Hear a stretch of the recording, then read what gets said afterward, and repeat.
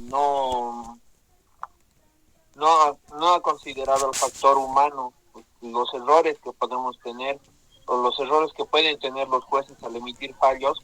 Y una frase que se me quedó es que, según von Kirchmann, un político, un senador, puede hacer desaparecer una biblioteca entera de leyes y normativas con solamente 3 palabras.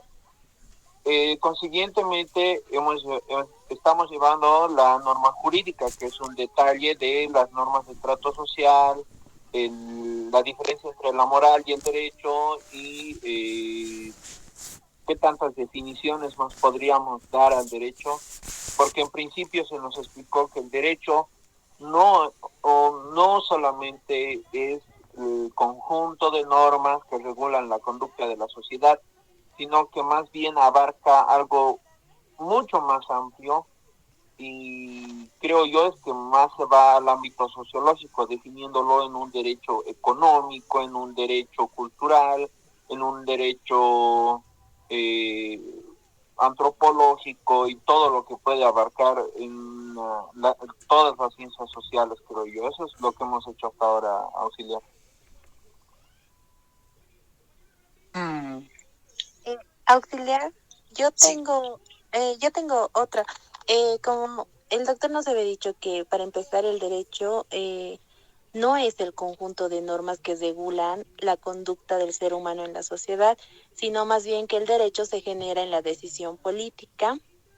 Asimismo, que el derecho tiene que ver con la decisión política, con la economía y alguna vez también tiene que ver con lo que es eh, con las nos dijo algo sobre normas al azar, como por ejemplo la 348, algo así. súper interesante. Yo les quiero reflexionar un poco a estos chicos de que ustedes, los autores que yo les diga o por lo menos los libros que les pase, leanlas. Es mi segundo año de que soy auxiliar de esta materia de manera consecutiva y yo ya no puedo ser más auxiliar al año, así dice el reglamento, solo tengo la posibilidad de ser 2 veces consecutivos, para lo cual estoy buscando mi sustituto, pero un sustituto que esté a la altura de la materia, obviamente. Qué mejor que sean ustedes compañeros, una compañera, puede ser un compañero, y obviamente tienen que tratar de sacar la mejor nota para que al año ustedes puedan disputar la auxiliatura de cátedra mediante convocatoria se va a lanzar por dirección de carrera. No es tan fácil, chicos. Por eso yo este año sí o sí quiero por lo menos tener dos, si no es dos, unos 10 compañeros que se van a postular para la auxiliatura porque es una materia también bonita. Y con lo que están pasando con el doctor Víctor Hugo Chávez, yo pienso que van a tener solidez en la materia, en su formación, por lo tanto van a estar casi a la altura de cualquier exigencia, además de cualquier respuesta que se les pueda preguntar. Listo, chicos, entonces por eso es que a veces yo les exijo un poco, ¿sí? No es por loco, digamos, tampoco. Además es algo importante que ustedes también sepan. Bueno, tanto la compañera como el compañero nos ha hablado sobre esto de qué es el derecho. Primero tenemos que diferenciar, compañeros, de que el concepto de derecho es distinto al concepto de lo que es la ciencia jurídica. Si ustedes se fijan en sus matrículas, ¿sí? En sus matrículas que ustedes tienen de esta gestión, seguramente van a encontrar, sí, que dice facultad, carrera de ciencias jurídicas, ¿sí? Alguno de ustedes puede ver su matrícula, dice así, no dice derecho como tal, ¿sí? Dice ciencias jurídicas. Tomando en cuenta, entonces, la facultad seguramente ha aceptado de que el derecho es una ciencia. Obviamente hay un debate enorme sobre de que el derecho es o no es ciencia. De modo tal que este año yo estoy pensando organizar con algún auxiliar, ¿sí? De cualquiera sea la rama, de poder hablar sobre este tema, si el derecho es o no es ciencia y cuáles son los argumentos que le puedan dar solidez a dicha cuestión, independientemente de que las corrientes son distintas. Ejemplo, Hans Kelsen nos dice el derecho es una ciencia, pero una ciencia normativa. ¿Sí? La teoría pura del derecho únicamente nos va a indicar que el concepto de derecho tiene que estar enmarcado en la norma, de modo tal que lo excluimos todos los ámbitos sociológicos, la moral, la religión, eso nada que ver con el derecho, dice Kelsen. Así que ustedes quieren entender al derecho, solo se entiende mediante la norma positiva, ¿sí? La norma escrita, ¿sí? Entonces, eso. Obviamente, Kistman, si ustedes recuerdan, el compañero nos hacía referencia a este autor, Kistman, nos dice pues que el derecho no es ciencia. ¿Cómo va a ser ciencia? Y lo que resume a este autor dice, dos palabras del legislador, bibliotecas enteras convertidas en basura, así dice este autor, ¿no? Y lo que nos decía nuestra compañera, que el derecho no es otra cosa sino una decisión política, así dice también el doctor Chávez, entre otros autores, este autor que se llama Carl Schmitt, ¿ya? Carl Schmitt. Entonces, diferencia, chicos. Primero te tienen que hacer diferencia, así en sus cuadernitos. Yo, si tuviera un lápiz digital, ya haría aquí en la compu, ¿no? Pero no tengo, les he comentado la situación. Entonces, tenemos que diferenciar entre derecho, ¿sí? Derecho, ciencia jurídica, que es otra cosa, otro concepto, y lo que es el Estado, ¿ya? Para empezar, porque nuestro tema, si mal no recuerdo, es Estado y Derecho, ¿no ve? Entonces, esas tres diferencias, ¿sí? Principalmente la diferencia entre lo que puede ver entre derecho y ciencia jurídica, son conceptos totalmente distintos, ¿ya? No podemos equivocarnos a que les podemos decir el derecho, como nos decía nuestro compañero, el conjunto de normas que regula la conducta de los hombres en sociedad. Podemos indicar al derecho que es una decisión política, podemos decir que el derecho es la razón despojada de pasión, y así podemos ir ensayando muchos conceptos sobre el derecho, ¿sí? Sobre el derecho, distinto a lo que es la ciencia jurídica. Ya la ciencia jurídica ya no va a conceptualizar directamente al derecho. Ustedes saben que la palabra derecho proviene del latín directus, que significa recto, ¿no? Que va de manera recta, ¿sí? Hacia adelante.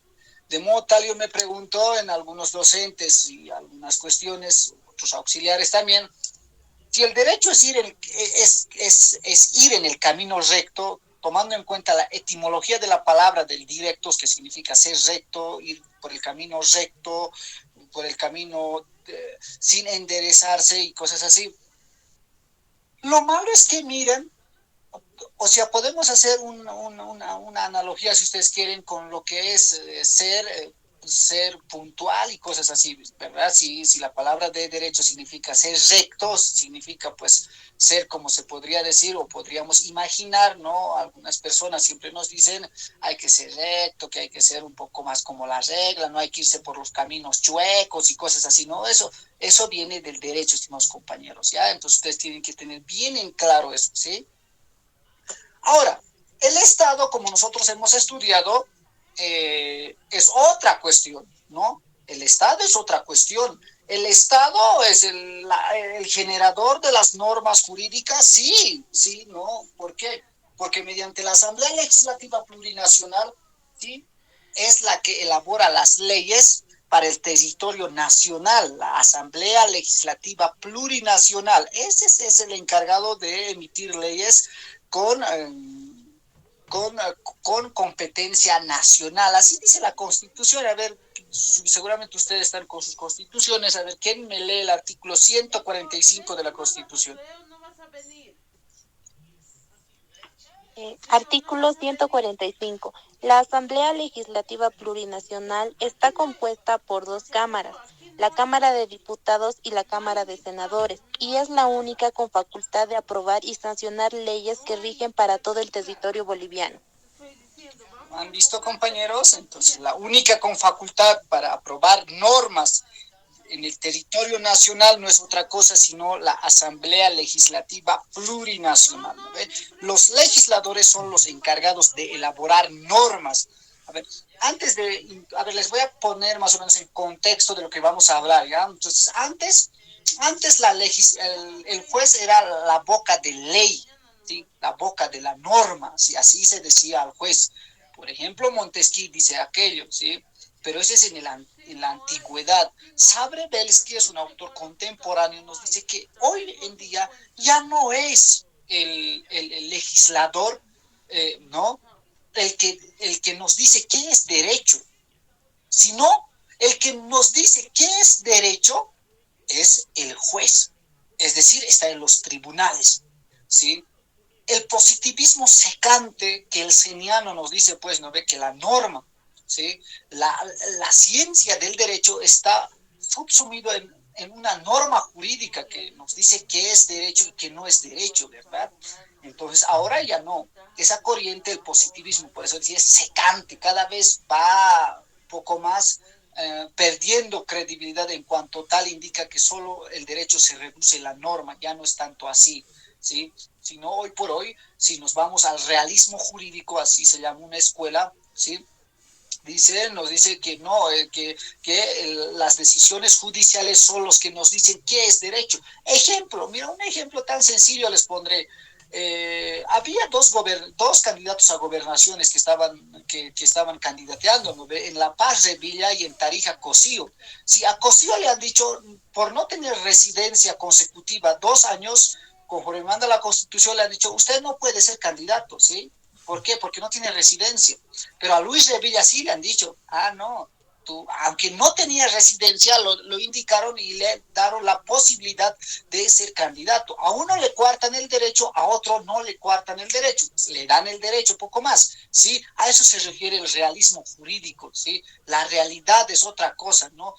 Independientemente de lo que pueda ser el deber ser ideal, la realidad nos indica que los jueces son los que dibujan a mano libre y son los que deciden a quién dar derecho o a quién no dar o a quién coartar, ¿verdad? ¿Me entienden, compañeros? Entonces, más o menos así va el panorama respecto al derecho, ¿ya? Entonces, la ciencia jurídica es otra cosa, hemos dicho, ¿no? Derecho es una cosa, ciencia jurídica es otra cosa. Si hemos dicho el derecho viene de la palabra derecho proviene de la voz latina directus, sí, que significa enderezar, alinear, seguir el camino recto, decimos, ¿no? Por eso yo siempre exijo, sí, digo, si estamos estudiando derecho, el camino recto, el camino correcto, sí, ¿por qué algunos docentes no vienen a clases? ¿Por qué algunos docentes llegan tarde? No sé, algunos de ustedes ya se habrán enterado, ¿no?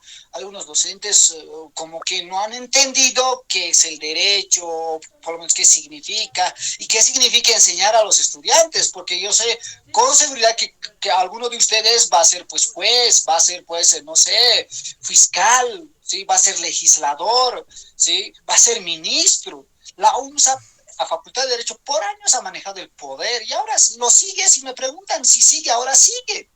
Un ex docente, el doctor Boris Arias López, es el máximo tribuno de la justicia constitucional, ¿sí? Ha sido mi docente y él siempre era exigente, recuerdo muchas cosas de él. Ahora es magistrado del Tribunal Constitucional Plurinacional, docente titulado de la San Andrés y era docente también investigador. Hoy por hoy es magistrado del TCP, ¿sí?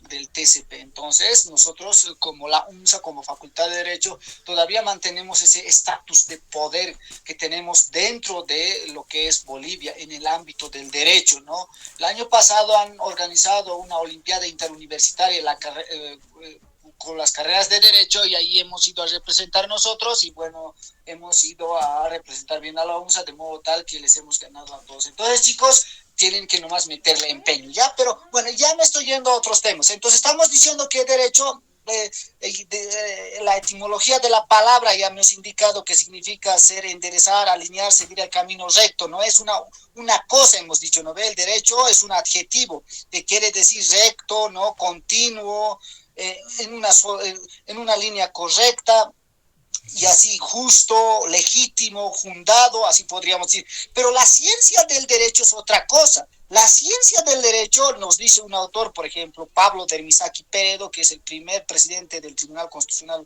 de Bolivia, nos dice que el derecho es el conjunto de principios, preceptos, reglas que están sujetas a las relaciones humanas de toda sociedad civil y cuya observancia puede ser compelido por la fuerza. ¿Sí? Así nos indica este autor. Bueno, entonces derecho es una cosa, ciencia del derecho otra cosa, y Estado, como nosotros ya conocemos, no es otra cosa, sino es un grupo de poder al interior de la sociedad que conduce mediante políticas públicas en provecho absoluto del grupo de poder y en provecho relativo del resto de la sociedad. Así hemos indicado, ¿verdad? Que más o menos el doctor también lo define así a lo que es el derecho, estimados compañeros. Ya, ahora sí, entraremos en materia, estimados compañeros, diciéndoles lo siguiente.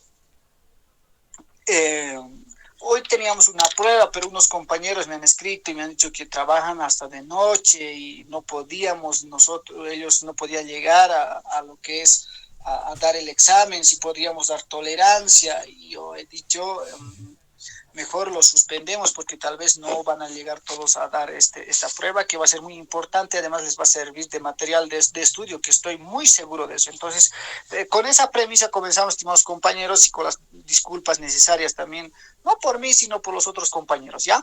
Entonces, entre Estado y Derecho, a ver, ¿cuál es la relación entre Estado y Derecho? ¿Sí? La corriente positivista, kelseniano normativista, ¿sí? El máximo representante es Kelsen, Hans Kelsen, ¿no? Con su gran obra, La teoría pura del derecho, ¿no? Pero Hans Kelsen, para nuestro caso de estudio, no solamente tiene esa obra, ¿sí? Sino también tiene otra obra que se llama Teoría General del Estado, ¿sí? Teoría General del Estado. Ahí Hans Kelsen nos plantea la identidad, como alguna vez les había adelantado, entre Estado y Derecho. Sí, que plantea Kelsen, obviamente, en su gran obra, la Teoría General del Estado. ¿Sí? La Teoría General del Estado, así se llama su obra, y otra obra es lo que hemos dicho, la Teoría Pura del Derecho, ¿sí? Y nos dice Kelsen, el único derecho válido es la norma escrita, hemos dicho, ¿no? Entonces, para Kelsen, el Estado no es otra cosa sino es derecho, ¿no? ¿Por qué? Porque hay una identidad entre Estado y derecho, de modo tal que Kelsen nos va a indicar que el Estado, sí, es la necesaria condición para la existencia del derecho. Sin el Estado, dice Kelsen, no puede existir el derecho. A su vez, el derecho, dice también Kelsen, no puede existir, el derecho no puede existir sin el Estado. De modo tal que el derecho es la necesaria condición para la existencia del Estado. ¿Sí? El Estado es un ente jurídico, dice este autor, ¿sí? Entonces, sin derecho no puede existir el Estado, hemos dicho, ¿no? Por tanto, existe una relación de dependencia mutua para la existencia del Estado y del derecho, es decir, se corresponden entre sí, tanto Estado y derecho, ¿no? Guardando, por tanto, que ambos tienen la identidad para su validez y existencia, ¿sí?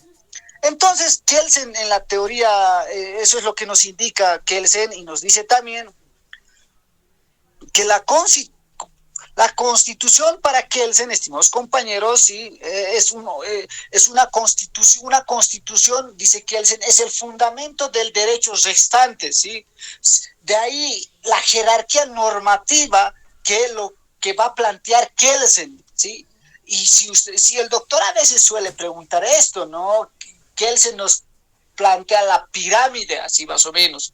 Y ustedes si ven pirámide, entonces sí o sí esa respuesta tiene que ser falso o tienen que darle la contra. Y Kelsen nunca plantea lo que es el pirámide jurídica ni nada por el estilo. Sí plantea el orden jerárquico, ¿sí? En la cual la Constitución se encuentra sobre el resto del ordenamiento jurídico. Entonces, la norma inferior, para su creación, debe ser fundada, dice Kelsen, en una norma superior. Así, por ejemplo, un reglamento se fundamenta en la ley, en la ley se fundamenta en la Constitución, ¿verdad? Entonces, eso. Kelsen también nos dice, en cuanto al fundamento de la Constitución, ¿sí? Si una norma necesariamente tiene que fundamentarse por otra norma superior a esta, ¿verdad? Así dice Kelsen, ¿quién fundamenta la Constitución? ¿Sí? Y Kelsen da la respuesta y dice, la Constitución, como la norma suprema, se regula, o es decir, se regula su propia creación, ¿sí? Se autorregula poco más su creación. ¿Quién? La Constitución, ¿no? Solo la Constitución regula su propia creación. La ley y demás entes jurídicos no regulan su propia creación, sino que se fundamentan en una norma superior a la esta, ¿verdad? Entonces, eso, estimados compañeros, tienen que tener muy en cuenta. Luego tenemos, sí, como estábamos indicando, que Kelsen es el máximo representante del positivismo jurídico, ¿sí? Del positivismo jurídico, o corriente normativista, así también se llama, ¿no ve? Entonces, eso, estimados compañeros, no podemos dejar de ver a Kelsen, porque nos guste o no nos guste, Kelsen ha sido el máximo representante o el máximo jurista del siglo pasado, ¿ya? Entonces, nosotros no podemos pasar por alto, independientemente de que si estamos de acuerdo o no con su teoría pura del derecho, es otro debate, ¿verdad? Entonces tenemos que el deber ser o el planteamiento ideal del derecho considera que ésta debe existir de manera pura en la sociedad, ¿no ve? Entonces, derecho para Kelsen, el derecho es el deber ser, ¿no? La norma pura e ideal, como habíamos indicado al inicio, que omite toda realidad fáctica, ¿no? Todo el concepto de la moral, ¿no? Entre otras cuestiones, nada que ver, el derecho debe ser puro, debe estar de modo tal exento de esas relaciones sociológicas, moralistas, ¿no? Religiosas. No, al derecho no le interesa eso, dice Kelsen, sino que la norma debe ser pura, ¿sí? Entonces, eso, estimados compañeros, lo que nos indica este máximo representante del positivismo jurídico. Entonces, para Kelsen también la Constitución es una cuestión de deber ser ideal, ¿no? Que se aplica en la sociedad. Se aplica en la sociedad, dice Kelsen, e impera además la Constitución sobre el resto del ordenamiento jurídico. Entonces, eso nos dice Kelsen y también nos indica en su teoría general del Estado que la ordenación, dice Kelsen, la ordenación llamada Estado, así dice Kelsen, tiene ante todo un sentido de un orden normativo. En este caso, dice Kelsen, es posible comprender determinadas afirmaciones que encontramos en cada paso, sin ello sería forzoso atribuir a las mismas una significación mística, así dice Kelsen, ¿sí? No es mi concepto, nada, sino es lo que Kelsen nos indica en su teoría general del Estado. Lo que nos quiere decir con este concepto Kelsen es lo que ustedes tienen que entender, es que el orden jurídico al Estado, ¿sí? El Estado es el orden jurídico que denomina ordenación. Por eso dice Kelsen, la ordenación llamada Estado tiene ante todo, dice Kelsen, el sentido de un orden normativo, ¿sí? Entonces, eso, estimados compañeros. Para Kelsen, el Estado es un orden normativo. Eso es lo que indica en su teoría general del Estado. Además, ese orden jurídico impera en lo que es en la sociedad, ¿sí? De modo tal que Kelsen nos indica, ¿sí?, que la realidad de los problemas del Estado, dice Kelsen, son problemas normativos de derecho. Si un Estado tiene problemas, esencialmente esos problemas van a ser normativos. ¿Por qué? Porque hay una identidad entre derecho y Estado en Kelsen, ¿verdad? ¿Sí? Porque existe esa identidad, ¿no? Solo podemos identificar un determinado problema, dice Kelsen, se comprueba no meramente porque solo es posible obtener las soluciones, y las soluciones van a estar en la norma, dice Kelsen.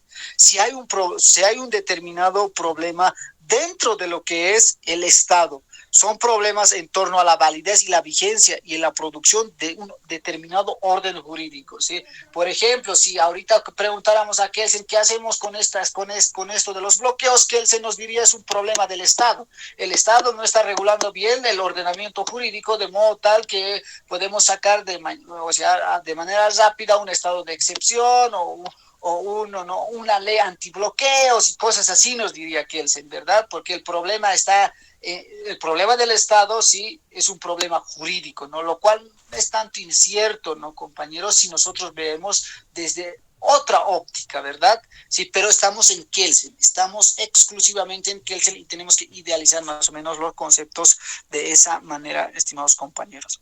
Ahora, hay un contemporáneo de Kelsen, les decía, ¿verdad? Un contemporáneo que se llama Carl Schmitt, es otra figura importante del siglo pasado, Carl Schmitt, así se llama. Si la pregunta del examen diría, ¿no? ¿Quién es el contemporáneo que le refuta el deber ser ideal de Kelsen? Entonces no es otra cosa sino es Carl Schmitt, ¿no? Y nos dice, el origen del derecho ya no está en la norma, dice este señor, ¿no? Es una corriente poco más fáctica del derecho, ¿sí? Y nos indica, obviamente, este autor nos dice que el derecho no es otra cosa sino una decisión política, ¿sí? El derecho se origina en la realidad, dice, no en el deber ser ideal, como lo indica Kelsen, ¿sí? De hecho, estos dos se van a encontrar con una cuestión respecto al Tribunal Constitucional, tienen un debate, ¿no? De quién debería ser el defensor de la Constitución, ¿sí? Entonces, como dicen, es un contemporáneo de Kelsen y les refuta, ¿no? Determinadas ideas a Kelsen respecto al deber ser ideal del derecho, ¿no? Y este autor dice que la realidad, que el derecho se origina en la realidad, no en el deber ser ideal, como lo indicaba Hans Kelsen. Entonces dice Carl Schmitt, ¿sí? Que es la realidad la que determina la existencia del derecho, ¿sí? Y este es una parte de las relaciones económicas, políticas, sociales, morales, naturales, entre otras cuestiones, son los que van a dar origen al derecho, ¿sí? No solamente el derecho, o por lo menos no el derecho se origina en el deber ser ideal, en la norma, no, sino que el derecho se origina de la realidad, de las relaciones sociales, de las relaciones políticas, económicas, de ahí surge el derecho. Así nos dice este autor que se llama Carl Schmitt. Entonces, Schmitt también indica que la Constitución representa, como Kelsen decía, la Constitución es el fundamento del derecho restante, ¿sí? La Constitución está en la cúspide del ordenamiento jurídico, así dice Kelsen. Schmitt dice todo lo contrario, ¿sí? Dice que la Constitución no es el fundamento del derecho restante. ¿Pero qué es la Constitución? La Constitución no es otra cosa sino una decisión política. Así dice este señor Carl Schmitt, ¿sí? Si para Kelsen, ¿sí? Si Kelsen, les adelanto esta idea, es el creador, el pensador de un tribunal constitucional plurinacional como guardián de la Constitución, ¿sí? Kelsen es el que idealiza y dice tiene que haber un tribunal independiente al resto de las jurisdicciones ordinarias, tiene que haber una jurisdicción especializada que controle, que vigile la Constitución. Y obviamente la esencia de ese tribunal es meramente jurídica, ¿no? ¿Por qué? Porque estamos en un deber ser ideal de la norma jurídica y cosas así como nos plantea Hans Kelsen. Pero Carl Schmitt dice todo lo contrario, dice no. El guardián de la Constitución debería ser un ente político, ¿no? Así, un ente jurisdiccional especializado, dice. Schmitt plantea que la Constitución representa la voluntad política. Pero tiene razón también, ¿no? ¿Por qué? Porque si nosotros vemos la tapa, dice Constitución Política del Estado, no dice Constitución Jurídica del Estado, ni nada por el estilo, ¿verdad? Entonces, eso, estimados compañeros. Pero la esencia o la naturaleza del orden normativo, como les decía Carl Schmitt, ¿sí? Es la voluntad política. Es la voluntad política. No es el deber ser ideal, como lo decía Hans Kelsen, ¿no? De ahí que se denomina la corriente fáctica del derecho. ¿Por qué? porque esta no se origina en la norma únicamente, sino en la decisión y en la voluntad política, que en última instancia está plasmado en lo que va a ser el órgano legislativo, ¿verdad? Entonces, eso, estimados compañeros, además, Smith dice, para el concepto formal, la ley se da de la definición, una definición, si ustedes quieren, de la ley que nos plantea Carl Smith. Dice, la ley es lo acordado por los órganos legislativos competentes dentro de los procedimientos legislativos prescritos, ¿sí? ¿Quién está en los órganos legislativos? No están pues juristas, poco más, están los representantes del pueblo, están entes meramente políticos, ¿sí? De ahí que Carl Smith dice que el derecho no es otra cosa sino una decisión política, ¿no?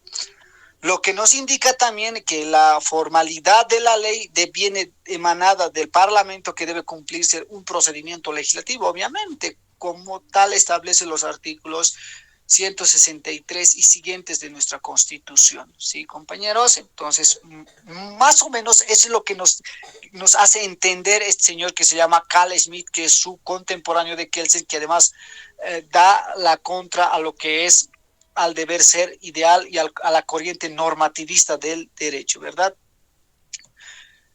Entonces, estimados compañeros, eso es, ¿no? Eso es las corrientes que hemos tenido respecto al derecho, ¿sí? Porque nuestro tema era derecho y Estado, ¿verdad? Estado y derecho, ¿sí? Entonces eso, corriente normativista y corriente fáctica, que hasta hoy, si ustedes me preguntan, se sigue discutiendo, ¿no? Se sigue discutiendo estos autores, aunque son del siglo pasado, tampoco son de 2 siglos atrás, ¿no? Sí, compañeros, entonces eso es lo que nosotros tenemos que entender respecto al origen del derecho, ¿sí? Siempre tomar en cuenta esas posturas, ¿no? No solamente decir que el derecho es el conjunto de normas, sino también, como nuestra compañera bien nos indicaba, que el derecho, como también lo dice Kelsen, no es otra cosa sino una decisión política, ¿sí? Entonces, eso, estimados compañeros, no tenemos que olvidarnos jamás. El siguiente punto es el Estado de Derecho, que ustedes ya lo tienen bastante claro, ¿sí? El Estado de Derecho es propio del siglo pasado, hemos dicho, ¿no ve? El Estado de Derecho es aquel en que impera la ley y el orden político se encuentra arreglado por la ley. En resumen, es el Estado en que impera la ley, lo que habíamos indicado, ¿no? Además que implica la división de poderes y las garantías de los derechos, ¿sí? En la cual están sometidos los gobernantes y los gobernados. Entonces, si nosotros tenemos que recapitular este Estado de Derecho, también podríamos nuevamente, ¿sí?, basarnos en estas discusiones entre el positivismo y el iusnaturalismo, ¿no? Como habíamos indicado, ¿no? El positivismo jurídico, no, solo la ley es derecho, ¿sí? La ley solamente es derecho, no hay aquí otras cosas. Así nos indica el positivismo, mientras que el iusnaturalismo nos indica, es la corriente fáctica poco más, y nos dice, no es la ley, sino la realidad, la razón, ¿sí? La razón. Entonces, eso, estimados compañeros, ¿ya? De tal modo que para el positivismo normativo, el Estado resulta ser la norma jurídica, como habíamos indicado, aplicada para la sociedad, puesto que hay una identidad entre Estado y derecho, hemos indicado, ¿no? En cambio, para la corriente iusnaturalista, el Estado expresa el dominio de una parte de la sociedad, que es la que emite su voluntad política, por la que se genera el orden normativo. El Estado como decisión de la voluntad política que establece el derecho, ¿no ve? Entonces, eso no podemos olvidarnos, estimados compañeros, ¿ya? Ahora, si nosotros decimos que el derecho norma al Estado, pues, ¿no ve? ¿Sí? El Estado da origen político al derecho. Entonces, hay una coexistencia entre ambos conceptos. Yo una vez atendía muy muy atentamente a las clases del doctor Víctor Hugo y él nos indicaba aquello, ¿no? Y decía que para ambas corrientes el Estado de Derecho implica que el manejo del Estado se encuentra arreglado por ley, es decir, que el Estado de Derecho es la aplicación de la norma, como habíamos indicado, ¿no? Pero el problema de dichas corrientes, como les había planteado, es que si bien el derecho norma al Estado y el Estado da origen político al derecho, entonces la controversia, ¿sí?, que podemos identificar entre estas dos posturas es un poco distinto, de modo tal que llegaríamos a la conclusión que coexisten lo político y lo normativo, ¿ya? Entonces, eso más o menos en cuanto nos referimos al Estado como tal, ¿sí? El derecho, como habíamos indicado, norma al Estado, porque el Estado no es, pues, una cuestión que hace lo que mejor le parezca, sino que está normado poco más por una norma fundamental que se llama Constitución, ¿no? De modo tal que eso es la corriente positivista, ¿no? ¿Sí? Ahora, el Estado da origen político al derecho, entonces eso es la corriente fáctica, Carl Schmitt, podríamos decir, ¿no ve? Entonces, más o menos llegaríamos a esa conclusión de que coexiste lo político y lo normativo, ¿sí? Eso, estimados compañeros, respecto a la conclusión de ese punto. Entonces, el concepto de Estado de Derecho también ha entrado en cuestionamiento, ¿no? ¿Por qué? Porque les he dicho que el Estado de Derecho es propio del siglo pasado, les dije, ¿verdad?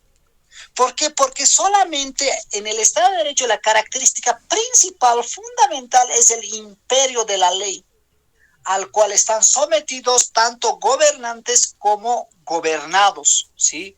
Sin embargo, a partir de la Segunda Guerra Mundial, el positivismo ha ido en decaída, en declive, ¿sí? ¿Por qué? Porque ustedes bien saben que en 1948 se va a dictar la vigencia de la Declaración Universal de los Derechos Humanos, 10 de diciembre de 1948. Puede ser pregunta de examen y ustedes tienen que poner mucha atención ahí, ¿no ve? La Declaración de los Derechos Universales, ¿no? O, como lo dice, la vigencia de la Declaración Universal de los Derechos Humanos. Así es su nombre, yo solamente he querido dar la vuelta, ¿sí? Puesta en vigencia el 10 de diciembre de 1948. Es distinto a la Declaración de los Derechos del Hombre y del Ciudadano del 6 de agosto de 1789, de la declaración, perdón, de la Revolución Francesa. No, nada que ver, esto es otro documento distinto. Se llama Declaración Universal de los Derechos Humanos de 1948, ¿sí? Se emiten derechos de contenido universal para todo el mundo. Por tanto, son derechos que le asisten a las personas, ¿sí? Ya no son derechos solo generadas por las leyes de los estados, sino en la determinación del conglomerado de los estados, como la ONU, la OEA y otros, ¿sí? Por tanto, el concepto de Estado de Derecho como su característica principal tenemos que es el imperio de la ley, sujeto únicamente a la ley, queda caduco, ¿ya? ¿Sí? ¿Por qué? Porque existe una gama más amplia de derechos que ya no está solo establecido y únicamente establecido por la ley. La ley, obviamente, generado por los parlamentos de los estados, ¿verdad? Por la Asamblea Legislativa en nuestro caso, ¿sí? Sino que al presente se encuentra en vigencia la aplicación de un nuevo concepto. ¿Cuál es ese nuevo concepto? Es el Estado constitucional de derecho, ¿sí? El Estado constitucional de derecho, debido a que las diversas constituciones de los estados asumen el cumplimiento de los instrumentos en materia de derechos humanos, ¿sí? De derechos humanos. Entonces, en la actualidad ya no se puede hablar únicamente del Estado de Derecho. Claro, los políticos a veces hacen mención mucho, ¿no? Hacen abuso del Estado de Derecho, ¿sí? Pero nosotros como conocedores del derecho, además como estudiantes de la carrera de derecho, ya no podemos solamente restringirnos en ese concepto de Estado de Derecho, imperio de la ley y todas las características que hemos mencionado. Ya no, ya es caduco, porque les he dicho el día de ayer, ¿no?, que a partir de la vigencia de los derechos de lo que es la Declaración Universal de los Derechos Humanos, ¿sí?, y otros instrumentos de carácter universal referidos a los derechos humanos suscritos por los estados y ratificados además, ¿sí?, en cuanto tal, la ley, ¿sí?, a partir de aquello viene por primera vez en la historia en una cuestión de subordinación de un estrato más alto de derecho que se llama Constitución, ¿sí? Constitución. Entonces ya no se puede hablar únicamente de lo que es la ley, sino que se tiene que hablar ya también de la Constitución, porque la ley, como les indicaba, ya está subordinado a la Constitución, con lo que nace el concepto de Estado constitucional de derecho, ¿sí? Estado constitucional de derecho, estimados compañeros, lo cual nosotros no debemos olvidarnos a partir de esta clase ya nunca más, ¿no? Está bonito que nos hablen de Estado de Derecho, ya se acepta, ¿no? Son criterios, pero nosotros pues, vamos más allá. Ya no solo hablamos del Estado de Derecho, como les repito una vez más, sino hablamos del Estado constitucional de derecho, ¿sí?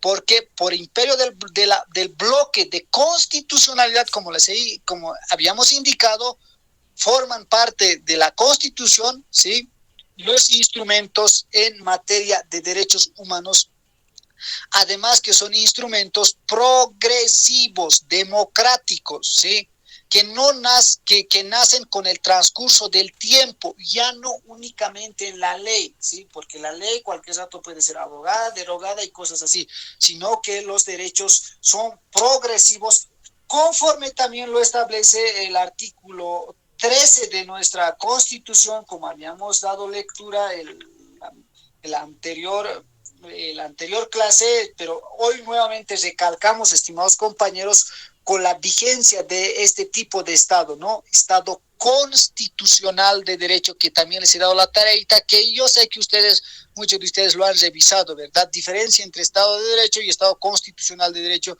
que son conceptos totalmente distintos. En el Estado constitucional de derecho, además de lo que es la Constitución escrita, rigen ya principios,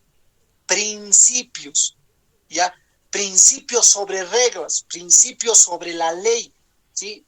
Sobre la ley escrita, ¿sí? Entonces, eso, estimados compañeros, ¿qué les puedo indicar respecto a esto? Perdón, un poquito la garganta a veces nos falla. Entonces, eso, estimados compañeros. A ver, ¿quién me lee? A ver, lectura al artículo 13 de la Constitución, ¿sí? A ver, completito, al 13 de la Constitución. Ahí van a entender mejor de qué es lo que yo les estaba hablando. No puede quedarse lo que se menciona simplemente en teoría, sino tiene que estar respaldada, estimados compañeros. La lectura. Sí, por favor. Artículo 13, parágrafo primero. Los derechos reconocidos por esta Constitución son inviolables, universales, interdependientes, indivisibles y progresivos. El Estado tiene el deber de promoverlos, protegerlos y respetarlos. Parágrafo segundo. Los derechos que proclama esta Constitución no serán entendidos como negación de otros derechos no enunciados.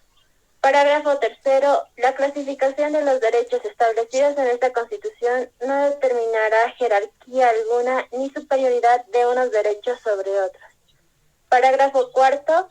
Los tratados y convenios internacionales ratificados por la Asamblea Legislativa Plurinacional que reconocen los derechos humanos y que prohíban su limitación en los estados de excepción prevalecen en el orden interno. Los derechos y deberes consagrados en esta Constitución se interpretarán de conformidad con los tratados internacionales de derechos humanos ratificados por Bolivia. Listo, gracias, compañera. Ahí nos indica que como dicen, los derechos no enunciados en esta Constitución no se entenderán como derechos negados, así establece, ¿verdad? Si ustedes han leído de manera muy, muy concentrada las enmiendas norteamericanas, también nos habla de aquello.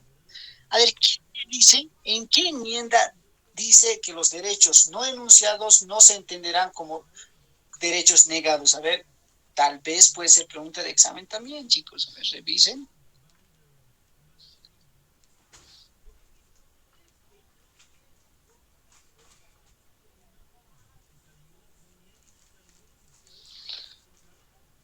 La enmienda 9, a ver, ¿quién tiene la enmienda 9 de su tarea de resúmenes? La enumeración de la Constitución de ciertos derechos no se interpretará como una negación o menoscabo de otros derechos que conserva el pueblo. ¿Han visto? Dice, no, bien claro dijo nuestro compañero, ¿no? No se interpretarán como la negación o restricción de otros derechos, concordante con el artículo 13, ¿sí? Parágrafo segundo de nuestra Constitución, ¿verdad? ¿Qué tal? Por eso estudiamos teoría del Estado, compañeros. Para ubicarnos y para decir, o por lo menos para tratar de encontrar las fuentes principales de la Constitución, ¿no?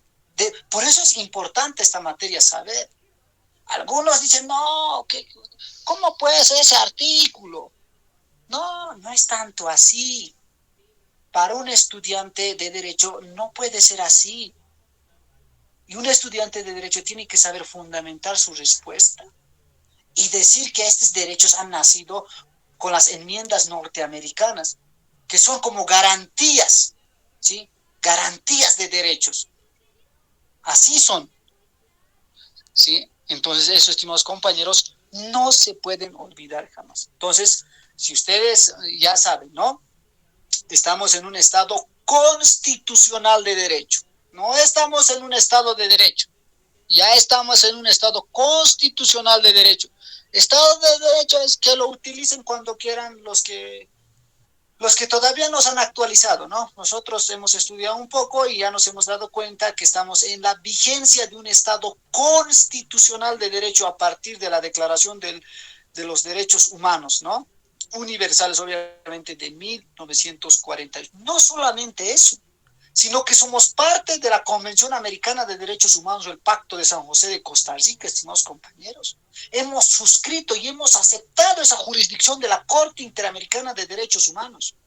De modo tal que una sentencia, hay un caso célebre, el caso Almohadacid Arellana versus Chile, porque esta Corte Interamericana, yo les digo, compañeros, si atiende controversias de particulares con el Estado o del Estado con particulares. ¿Cómo se acude a esa Corte Internacional? A ver, para no dejar suelto este tema. Una vez agotas la vía interna, tienes la posibilidad de agotar de ir a la Corte Interamericana de Derechos Humanos. Pero ustedes me dirán, ¿pero cuándo habrá ocurrido eso? El 2024, el Estado boliviano se ha hecho sancionar en el caso Bedregal y otros, versus Bolivia. Les voy a pasar esa sentencia, me gustaría que lo lean. Y ha dicho que Bolivia ha violado derechos humanos, ¿sí? ¿Se aplica a Bolivia? Se ha aplicado en la práctica, sí. ¿Sí? Entonces Bolivia ha suscrito la competencia de la Corte Interamericana de Derechos Humanos, ¿sí? Por eso algunos políticos dicen también, ¿no? Si ustedes han escuchado, nos dicen, vamos a acudir a la Corte Interamericana, ¿sí? Pero no, pues no. Hay ciertos presupuestos para acudir a la Corte Interamericana también. No es acudir por acudir. Si acudes por acudir, no, pues la Corte no te va a atender jamás, ¿no? Seguramente en otro tema vamos a desarrollar muy bien este tema porque es un interesante tema, ¿sí? Y en ese caso, los que les decía, ¿no? En el caso que ha atendido la Corte Interamericana un ciudadano chileno, se llama Almohadacid, y ya no va pues contra el juez, contra el demandado, ya no, en la Corte Interamericana si se evidencia la violación de derechos, ya es individuo versus el Estado. En un ejemplo, si los pongo, si a mí no me hacen caso, digamos, en algún en algunos procesos y llego hasta amparo constitucional como última instancia, no me hacen caso, siempre tengo la posibilidad de acudir a la Corte Interamericana, perdón. Entonces el caso ya va a ser yo, Omar, contra el Estado, ¿sí? Por eso siempre los casos dicen, digamos, Almonacid Arellana versus Chile, Bedregal versus Bolivia, y todos son versus un Estado, ¿sí? Versus Perú, versus tal, versus cual, siempre es contra un Estado y un individuo. Y en ese caso, Almonacid Arellana versus Chile, la sentencia de la Corte Interamericana ha dicho que los estados, al suscribir la competencia de la jurisdicción de la Corte Interamericana, sus jueces están obligados a interpretar la sentencia, están obligados a observar, perdón, no a interpretar, a observar las sentencias de la Corte Interamericana, además de la Convención Americana de Derechos Humanos. De modo tal que un juez ya no solo puede resolver casos, ¿sí?, únicamente basado en norma, en su ley, en su constitución, ya no, sino que tiene que observar además la constitución, la Convención Americana de Derechos Humanos, tiene que revisar casos respecto a algunas sentencias que la Corte se ha pronunciado, la Declaración Universal de los Derechos Humanos, y así. Ya no es solamente en la ley como era en el Estado de Derecho, sino que hemos indicado que estamos en un Estado constitucional de derecho, ¿sí? En un Estado constitucional, conforme nos ha leído nuestra compañera el artículo 13. A ver, ¿quién me lee el artículo 256? El 256 de la Constitución.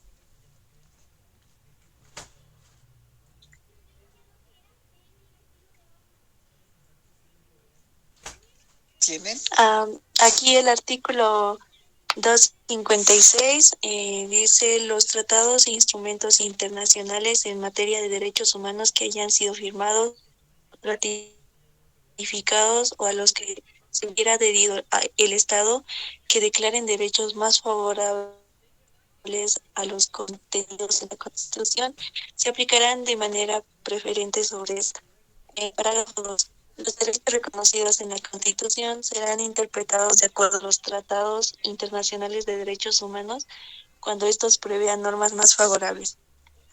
Súper. ¿Han visto, compañeros? Han visto que no es esto, no.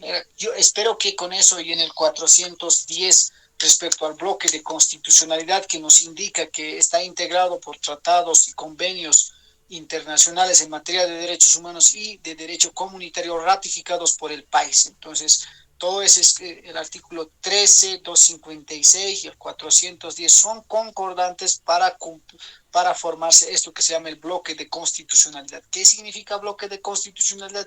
Que la constitución es como que abierta, ¿sí? Abierta, recibe otras fuentes en materia de derechos humanos, ¿sí? Se llama desborde de fuentes.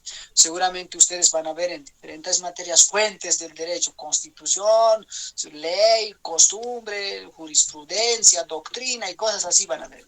Entonces ustedes tienen que cuestionarse también. Yo no les digo porque solamente es mi parecer, sino que les estoy demostrando con ciertos articulados de la Constitución que también en materia de derechos humanos el derecho internacional, ¿sí?, como la Declaración Universal de los Derechos Humanos, son fuente de lo que es del derecho nacional, ¿no ve? Entonces eso no se puede olvidarse jamás, estimados compañeros, peor aún que estamos en una carrera de derecho que tenemos que tener algunas cosas claras. Luego tenemos lo que es la seguridad jurídica. ¿Qué será seguridad jurídica? Algunos dicen, en Bolivia no hay seguridad jurídica. ¿Qué ha pasado? Nadie quiere invertir. Todo se escapa, ¿sí? Por lo tanto, la seguridad jurídica, estimados compañeros, implica que las reglas, a partir de hoy también tienen que tener clara esta idea de seguridad jurídica. Implica que las reglas, es decir, las normas con las que se efectúa un acto deben permanecer estables en el tiempo, ¿sí? De tal modo que una empresa extranjera viene a Bolivia y hace un contrato con el Estado, ¿sí?, esto no debe cambiar en el tiempo. Y si ha iniciado con esa norma, tiene que terminar con esa norma. ¿Sí? A eso implica la seguridad jurídica, ¿no? Que las normas con las que se efectúa un acto jurídico deben prevalecer y deben permanecer estables en el tiempo, ¿sí? Lo contrario lo contrario a esto de la seguridad jurídica, ¿sí? Es la estabilidad normativa, lo que implica que, no, lo contrario, digo, no, lo contrario es la inestabilidad jurídica, ¿verdad? La inseguridad jurídica, ¿sí? ¿Qué significa esta inestabilidad jurídica? Que hay constantes cambios de norma, lo cual genera una inseguridad jurídica por efecto de la inestabilidad. Por ejemplo, están diciendo que van a cambiar la ley 535 del Código Minero. Sí, seguramente va a haber una inestabilidad jurídica porque seguramente hay algunas empresas, ¿sí?, que han firmado contrato con el Estado al tenor literal del texto, ¿no? Del texto, es decir, de esa norma. Ahora que lo van a cambiar, no, y yo sé que ese contrato va a generar algún tipo de nulidad o anulabilidad. En consecuencia, va a generar inestabilidad jurídica, ¿no? ¿Por qué? Por el constante cambio de normas. Entonces, eso es lo que ustedes no pueden olvidarse, ¿no? Una cosa es estabilidad jurídica, ¿sí? Y lo que es la inestabilidad jurídica. Y hemos indicado qué significa lo que es la seguridad jurídica y lo que implica la inseguridad jurídica, ¿no? Por eso Bolivia siempre está en el ojo de eso. Siempre estamos en eso, ¿no? Siempre, no asumimos, no sean, peor nuestras autoridades, no asumen esa responsabilidad que tienen para con el derecho, para con la seguridad jurídica, ¿sí? Por eso es que Bolivia es un país un poco atrasadizos, ¿no? Esto implica la falta también de educación, como bien ustedes saben, estimados compañeros, ¿sí? ¿No? La ética que debe primar siempre en ustedes, ¿sí? Entonces, eso, estimados compañeros. Luego tenemos lo que es el poder y derecho, ¿no? Hemos dicho que poder, ¿sí?, en el Estado se entiende, hemos ya indicado muchas veces que es la capacidad de que una persona o un grupo tiene para decidir y ejecutar su decisión dentro de una sociedad. Eso implica poder, capacidad de decidir y ejecutar una decisión, ¿sí? Eso implica poder, estimados compañeros, ¿ya? Entonces, el Estado es el resultado del ejercicio del poder, ¿sí?, como habíamos indicado, que beneficia, ¿sí?, a su grupo de manera absoluta y de manera relativa al resto de la población, ¿no? Para no perder obviamente su credibilidad, es decir, su legitimidad. Entonces, eso, estimados compañeros, no podemos olvidarnos jamás, ¿no? Obviamente las actuaciones de poder se transmiten mediante las políticas públicas, ¿no ve? Las políticas públicas, y eso no podemos olvidarnos, ¿no? El Estado, a través de la decisión política, también a veces establece el derecho, ¿sí? Por eso hemos hablado la relación de economía, ¿sí?, política y derecho, ¿no? Lo cual hemos redundado mucho en el tema 1 y cuál es la cómo cobra vida en la realidad, hemos dicho, ¿no ve? Cómo cobra vida, cómo se efectúa en la realidad, ¿no? Entonces, eso tienen que tener bien claro, estimados compañeros, que poder es una cosa y otra cosa es el Estado, ¿no? Seguridad jurídica es una cosa y otra cosa es inseguridad jurídica, ¿no? Una cosa es el Estado constitucional de derecho y otra cosa es el Estado de derecho, ¿no? Una cosa es la corriente positivista del derecho, kelseniano, normativista, y otra cosa es la corriente fáctica del derecho de Carl Smith, que nos indica, como habíamos repasado, otra cuestión, ¿verdad? Ha quedado, compañeros, más o menos les he tratado de explicar de manera resumida para no cansarles también y de manera muy precisa. Si ustedes tienen alguna duda, alguna pregunta, puedo responderles en este momento.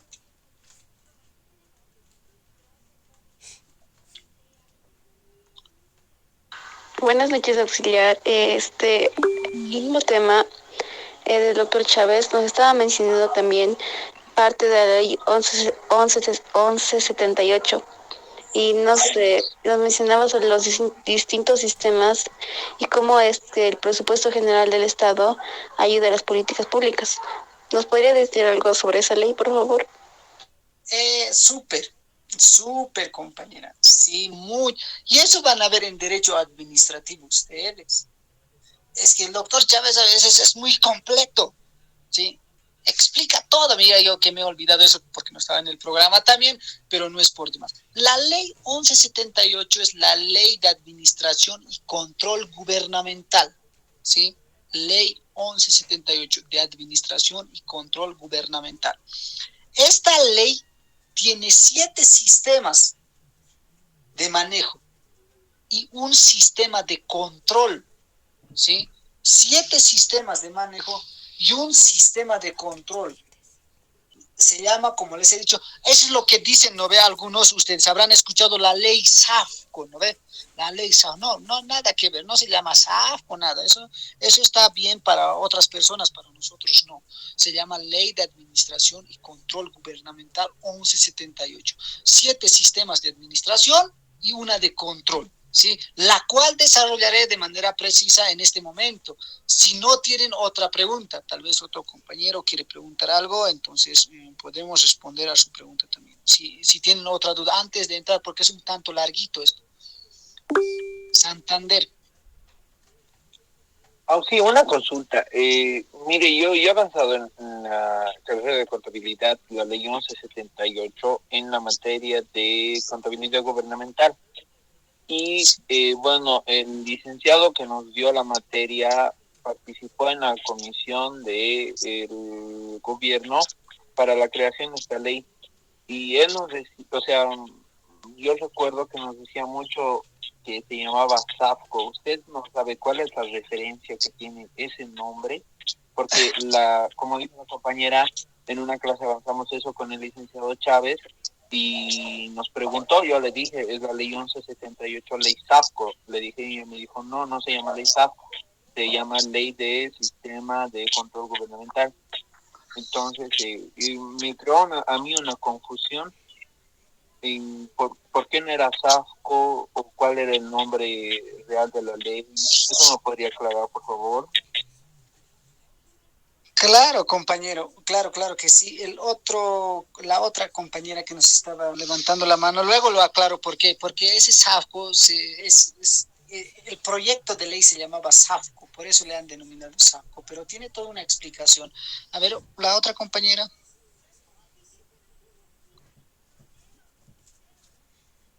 Alguien estaba aparte del compañero Santander, otro compañero estaba con la mano levantada, creo yo. ¿Nadie? ¿Otra duda tal vez tienen?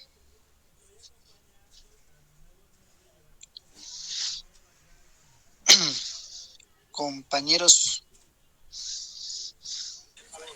Con respecto a el licenciado Chávez suele dar fórmulas económicas, ¿eso va a entrar al examen? A veces, lo que va a entrar es de los grupos, grupo 10.000, grupo 20.000, han hecho, ¿verdad? Ese tareita. Sí. Eso tienen que saber.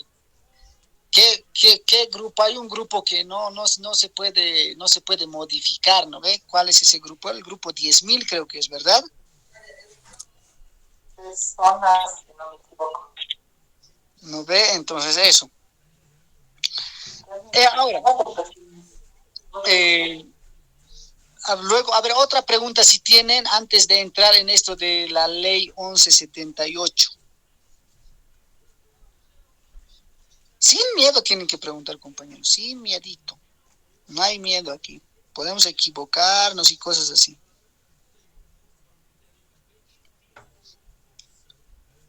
Entonces, y pienso que ha quedado bastante claro, ¿verdad? Bueno, la ley 1178, ¿sí? Es un anteproyecto de ley O sea, era un anteproyecto de ley hasta antes que se promulgara y entrara en vigencia en 1990, como ustedes bien sabrán, ¿sí? Ese SAFCO es el proyecto de ley de la ley 1178. Si ustedes revisan la ley 1178, en ninguna parte de su capitulado o en ninguna parte de sus artículos, o por lo menos en su nombre, ni nada por el estilo, no dice SAFCO, sí, compañero de contabilidad, sino que esa ley dice Ley de Administración y Control Gubernamental. El proyecto de ley para la elaboración de esta ley, que viene a partir de la primera presidenta mujer de Bolivia. A ver, ¿quién tiene el nombre de esa presidenta? ¿Me podría decir? O tal vez... Lidia Douglas. Exacto. A partir de ahí viene esa ley, ¿sí? Esa ley de administración y control gubernamental. Como les decía, era un proyecto de ley. El SAFCO es un acronismo solamente, ¿sí? No es como tal una ley, solo es un acronismo, qué sé yo, una abreviatura de lo que era el proyecto de ley, que ahorita no tengo tanto, ya ahorita les mentiría si les dije el significado de lo que es SAFCO, pero como no tengo bien claro, porque tampoco he estudiado por qué significa SAFCO, sino que me he remitido a la fuente y no encontraba pues que decía ley SAFCO, ¿no? Pero como les aclaraba, esto era un anteproyecto, simplemente antes de la vigencia de la ley 1178. Y ese anteproyecto era la denominada SAFCO, ¿no? De ahí que entra en vigencia y no, pues se ha mantenido indicando que en algunas leyes, algunas editoriales dicen SAFCO, ¿no? Pero no, su nombre es de Administración y Control Gubernamental, nada que ver SAFCO. Ya SAFCO es el anteproyecto de ley de la ley 1178, ¿sí?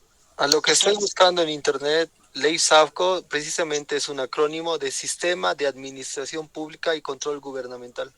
Exacto, ¿no ves? Un acrónimo, ¿no ves? Entonces, eso, nada que ver. La ley 1178 es de Administración y Control Gubernamental, es un acrónimo, como les decía, es SAFCO, ya listo. Nuestro compañero nos ha aclarado, ¿no ve? Y nos ha dado el nombre completo, estimados compañeros, ¿sí? ¿Que es importante conocer? Sí, pero es más importante conocer qué es lo que tiene la ley 1178, ¿no?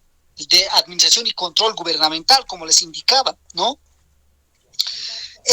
Tienes 8 sistemas, 7 de ellos es de administración, como les decía, y una de ellas es de control, ¿sí? El primero, ¿sí?, de administración es el SOA, se llama Sistema de Organización Administrativa, ¿ya? El siguiente sistema es el SPO, Sistema de Programación de Operaciones. El tercer sistema es el Sistema de Presupuesto, ¿sí? El cuarto sistema es el Sistema de Administración del Personal, SAP, así se llama, Sistema de Administración del Personal. Luego tenemos al Sistema de Administración de Bienes y Servicios, SABS, así es, Sistema de Administración de Bienes y Servicios. Luego tenemos a lo que es el sistema de lo que va a ser de tesorería y crédito público, ¿sí? Sistema de tesorería y crédito público. Tiene 2 subsistemas este sistema. ¿Cuáles son esos 2 subsistemas? El primero es de gasto público y el siguiente es de financiamiento, ¿ya? Primero de gasto público y el siguiente es de financiamiento, ¿sí? Luego tenemos el sistema de control gubernamental, ¿sí? Sistema de control gubernamental, ¿ya? Este sistema de control gubernamental, ¿sí?, lo ejerce la Contraloría General del Estado, ¿ya? El sistema de control gubernamental. ¿Quién lo ejerce? La Contraloría General del Estado es su órgano rector. De los otros 7 sistemas, su órgano rector es el Ministerio de Economía, ¿ya? El Ministerio de Economía. Y el de control es la Contraloría General del Estado, ¿ya? La Contraloría General del Estado. ¿Han entendido, compañeros? o desarrollamos sistema por sistema?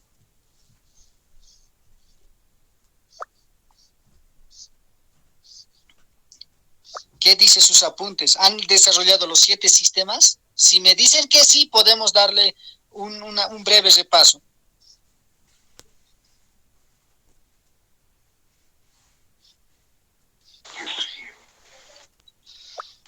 Sí,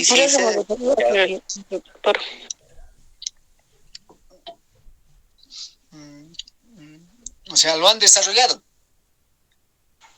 Sí. Sistema ya. Bueno, vamos a desarrollar. Tampoco, digamos, es que no nos puede escapar. SOA, primer sistema. Ya. Sistema de organización administrativa, SOA. Este sistema, estimados, está encargado del cómo se organiza estructuralmente una entidad pública y se refleja en la organigrama y manual de funciones, ¿sí?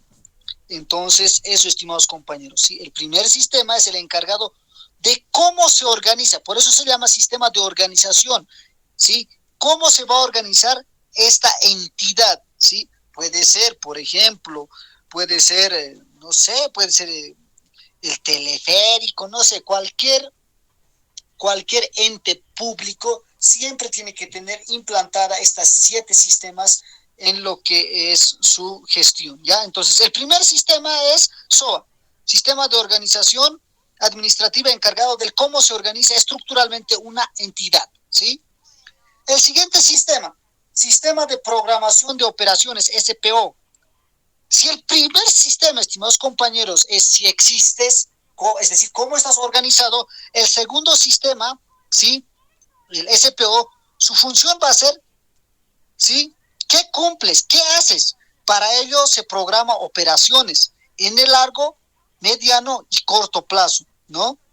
En el largo plazo corresponde a la planificación nacional, ¿sí? Está planificado a largo plazo, ¿no ve? A largo plazo. Hemos dicho planificación nacional, ¿sí? Esta planificación no lo hace una entidad pública, no. ¿Quién la hace? La hace el aparato estatal en su conjunto, ¿sí? Es decir, los órganos, ¿no? El Estado en su máxima expresión, no hace las entidades, ¿sí? Entonces, ahora ese es en el largo. En el mediano plazo se programa el Plan Estratégico Institucional, PI, así se llama, su acrónimo es PI, Plan Estratégico Institucional, ¿sí? Que planifica, digamos, en 5 años ese plan estratégico institucional, cómo va a ser cumplido secuencialmente desde el año 1 y cosas así, ¿no ve? Entonces, este plan estratégico institucional varía entre 3 años a 5 años, ¿ya? En el mediano plazo, hemos dicho, ¿no ve? En el mediano plazo. Sí, y en el corto plazo es lo que todos conocemos, ¿no ve? El POA, el presupuesto anual, ¿no ve? Plan de presupuesto anual, así se llama también, ¿no ve? O la programación operativa anual, ¿no ve? Entonces es como en un año ejecuto determinados presupuestos, ¿no ve? El conjunto de actividades programadas para un año. Entonces, eso es lo que no tenemos que olvidarnos. El siguiente sistema es de presupuesto. Si es la cantidad de recursos que se van a invertir o se van a gastar en el año o en el plazo de un año, ¿no? De una entidad pública, su ejecución, ¿sí? Las gestiones, ¿no? Trimestralmente, puede ser mensualmente también, ¿no? Puede estar también ser mensualmente, ¿no? Entonces eso, ahí se refiere un porcentaje de ejecución presupuestaria, ¿no ve? En el sistema de presupuestos, sí, a veces es 85%, algunos ejecutan el 100%, pocos, algunos ejecutan el 55%, eso está enmarcado en el sistema de presupuesto, ¿listo? El siguiente sistema es el sistema de administración del personal, ¿sí? El conjunto de servidores públicos y la normativa que se aplica, ¿sí? Están también estos en la ley del funcionario público, ¿ya? Entonces están sujetos a la ley, ¿no? Los servidores públicos, ¿no ve? Entonces, hay lo que es en esto de del conjunto de servidores públicos, este sistema nos refiere al ingreso, ¿sí? Al ingreso del personal, a la promoción del personal, ¿sí? Y al retiro del personal, ¿sí? 3, ingreso, promoción y retiro, ¿sí? Todo esto reflejado en el conjunto de servidores públicos, ¿no ve? Entonces eso. Luego tenemos el sistema de administración de bienes y servicios, ¿sí? Sistema de administración de bienes y servicios. SABS, así también es su acronismo. Tiene por finalidad 2 aspectos principales. Primero, la contratación pública. Segundo, el manejo, administración y disposición de bienes públicos. Primero, administración pública. Segundo, manejo, administración y disposición de bienes públicos, ¿no ven? Entonces, eso, estimados compañeros, no podemos olvidarnos del NB-SABS.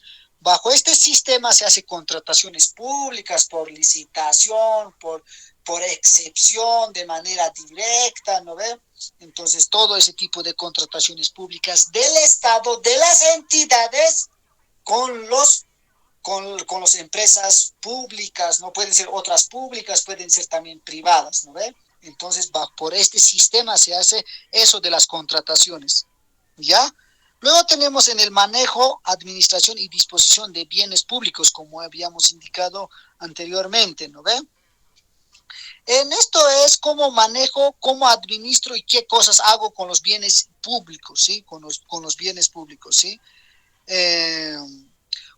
Esto se avanza más en derecho administrativo, no creo sea pregunta de examen, pero ustedes ya tienen idea, por lo menos les estamos dando, ¿no ve? Entonces, eso es lo que ustedes no pueden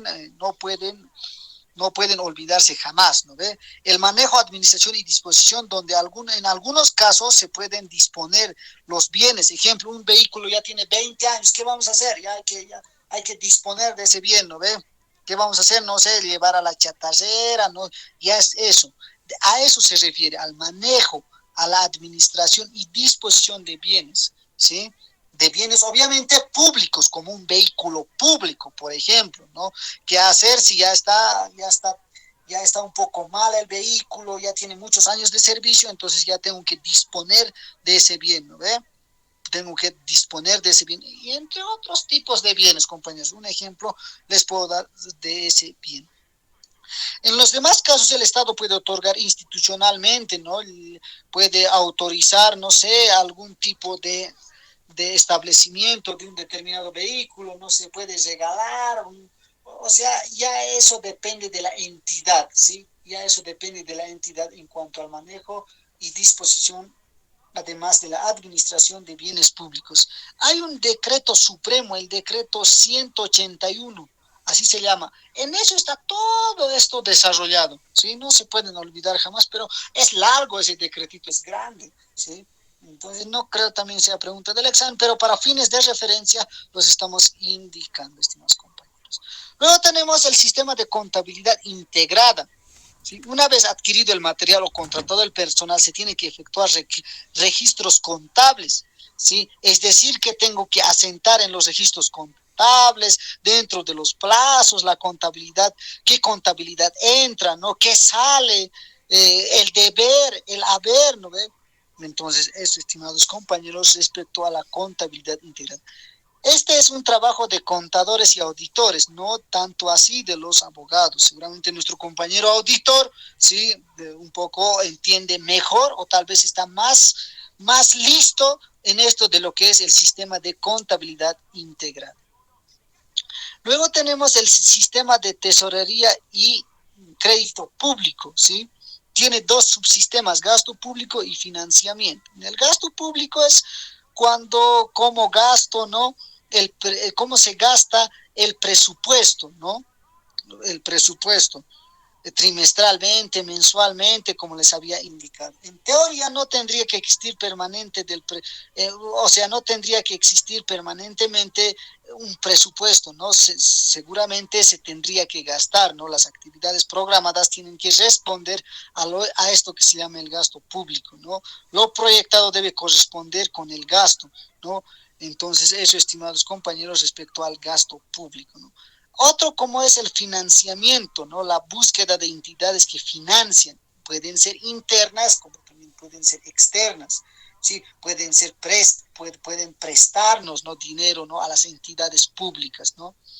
Entonces, eso, estimados compañeros, también tenemos que tomar en cuenta aquí en la tesorería y el gasto público, que por imperio de la Constitución, si toda deuda pública no prescribe, estimados compañeros, las deudas con el Estado no prescriben en el tiempo.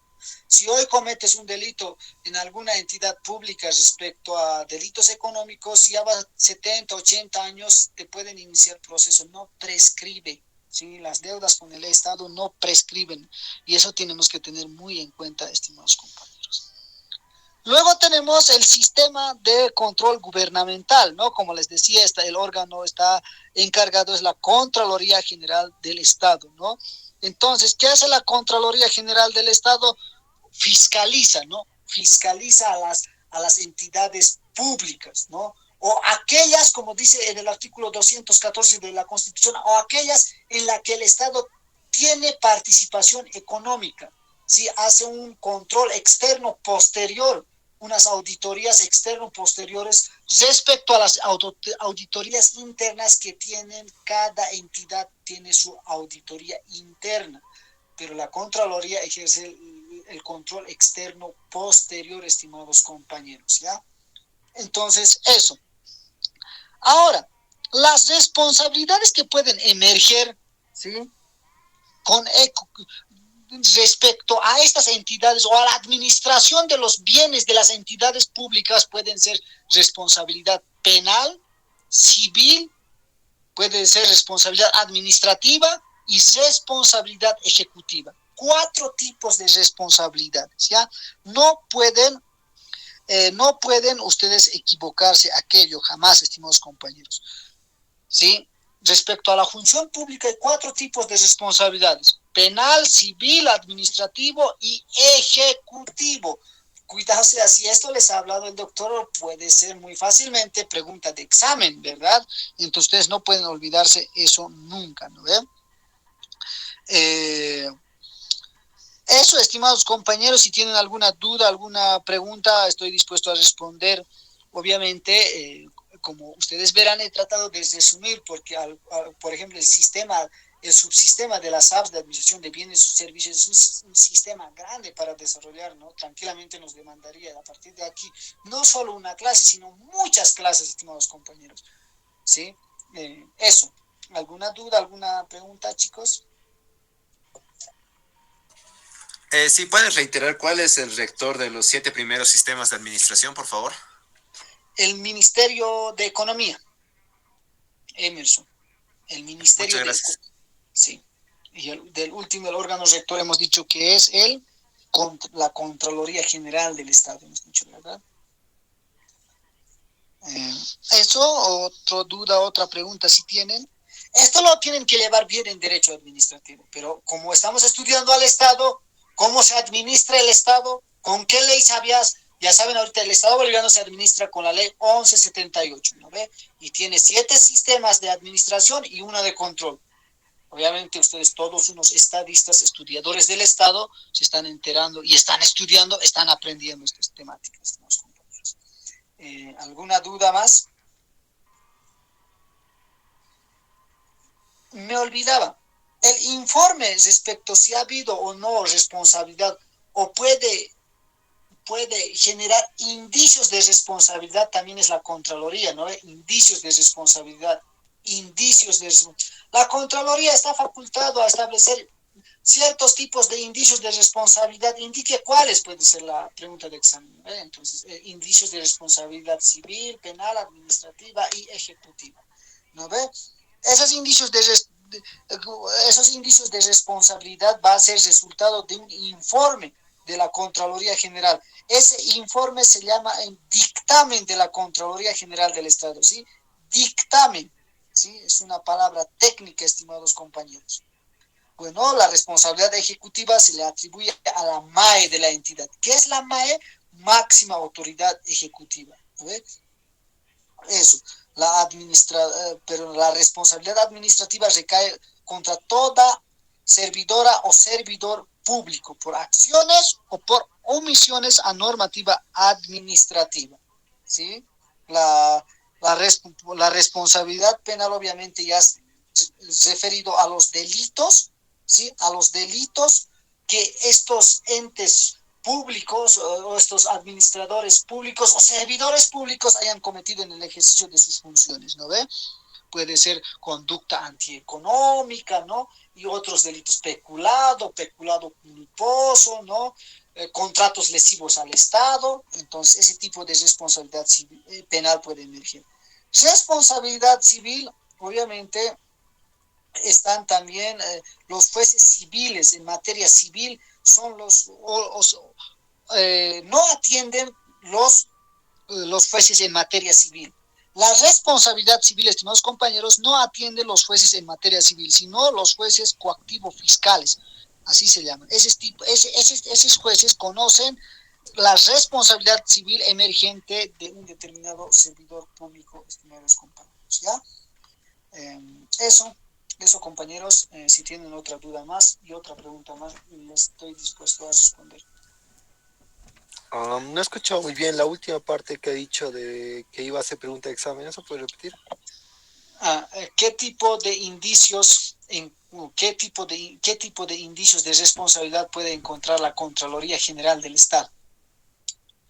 Y puede ser indicios de responsabilidad penal, civil, administrativa y ejecutiva, y además los 4 tipos de responsabilidades de manera precisa, si ustedes quieren, hemos tratado de explicarles. Gracias. Súper. Otra duda tal vez.